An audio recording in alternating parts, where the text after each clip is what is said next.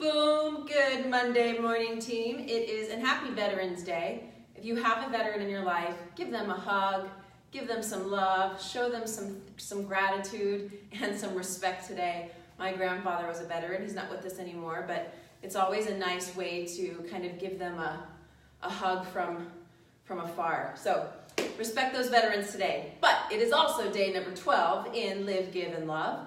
And our movement today is bending, an essential human movement.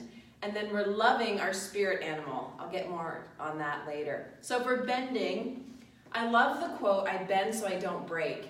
And that's great for mentally bending, but it's really good physically. We know that if we don't bend correctly, we can really wreak havoc on our back. It's uncomfortable, it can linger, and it's just not good for our bodies. So today, anytime you have to bend, you see something on the floor, you're reaching for something and you have to bend, this is what I want you to do first. Take a wider stance.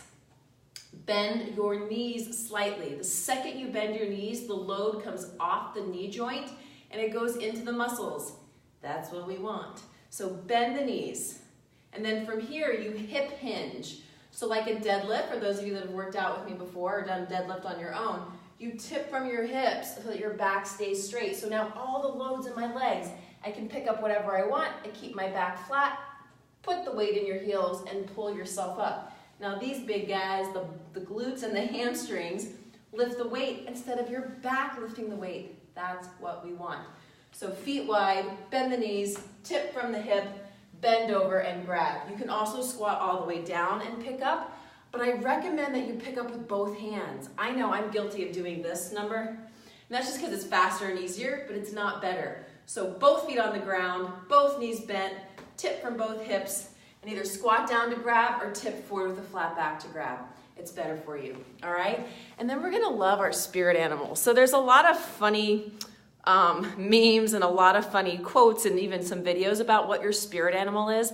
And the reason why I chose this is because I know for me, it's easy to kind of get lost in habits and patterns and thoughts that old stories that tend to get in the way. And so when I can rely on the characteristics of an animal that I really admire, that I really respect, it allows me to use some of their skill, their characteristics to implement into my own life so I have some guidance basically. All right, so there's a link in the comments from me that is a test. It's like a quiz. It's like those love quizzes we used to do in magazines in high school. But it's a quiz to find out your spirit animal. And what I want you to do is take the quiz and then take a screenshot and share who or what your spirit animal is in Fierce Connection at some point today, okay? I'd love to know what your answers were and what that led them to tell you who your spirit animal is. And then it'll give you a whole readout of what the characteristics are, what type of energy this particular animal has, what they do in certain situations, how you respond, how you react, how you take action.